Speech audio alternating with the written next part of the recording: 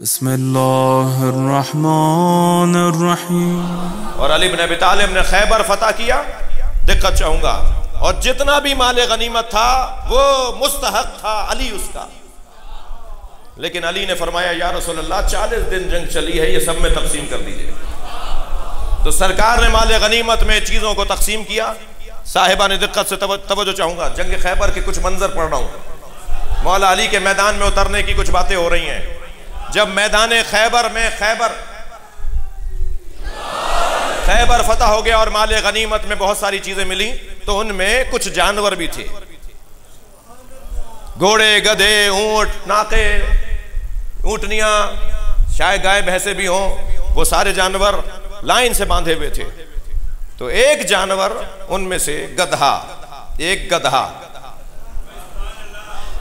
نبی کی طرف مڑ مڑ کے دیکھ رہا تھا۔ تو سرکار نے فرمایا کہ اس کی رسی چھوڑ دو۔ جیسے اس کی رسی چھوڑی گئی تو وہ دوڑتا ہوا آیا اور نبی کے پیروں کا اس نے بوسہ دیا اور سرکار سے کچھ کہنے لگا، اور سرکار نے اسے جواب دیا۔ تو صحابہ کرام نے پوچھا یا رسول اللہ اس نے کیا کہا تھا جو آپ نے اس کو یہ فرمایا کہ میں تمہیں یہ شرف دوں گا، میں تمہیں یہ شرف بخشوں گا؟ اس نے کیا مانگا آپ سے؟ اس نے کہا کہ میرے آباء و اجداد کی پشت پر کوئی نہ کوئی نبی یا وصی نبی بیٹھا ہے۔ ایک مدت گزر گئی کہ میرے بزرگوں میں سے بعض اور میرے اوپر کوئی نبی یا وصی نبی نہیں بیٹھا۔ یا رسول اللہ کچھ دیر کے لیے میرے اوپر سواری کر لیں تاکہ مجھے شرف مل جائے۔